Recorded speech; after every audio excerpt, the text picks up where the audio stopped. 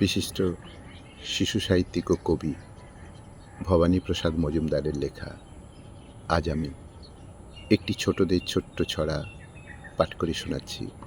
ছড়া আজব ব্যাপার। শুরু করছি। সিংহ ডাকে ককর কক আর বাঘ ডাকে প্যাক প্যাক, বনের ভিতর কাণ্ড আজব, ঘটছে কি সব দেখ।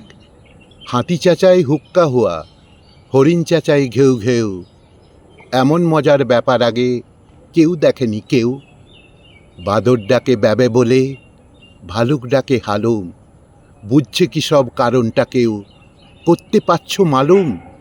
শেয়াল ডাকে ম্যাও ম্যাও, বেড়াল বকম বকম, কপালে চোখ উঠবে দেখে ওদের রকম সকম।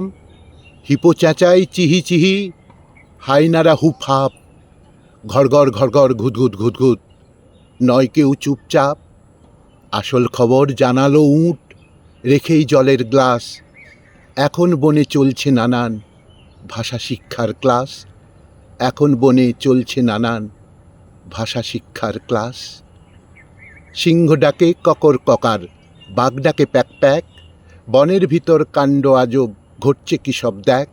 হাতি চেঁচাই হুক্কা হুয়া, হরিণ চেঁচাই ঘেউ ঘেউ, এমন মজার ব্যাপার আগে কেউ দেখেনি কেউ। বাদর ডাকে ব্যাবে বলে, ভালুক ডাকে হালুম, বুঝছে কি সব কারণটা কেউ, করতে পারছ মালুম। শেয়াল ডাকে ম্যাও ম্যাও, বেড়াল বকম বকম, কপালে চোখ উঠবে দেখে ওদের রকম সকম।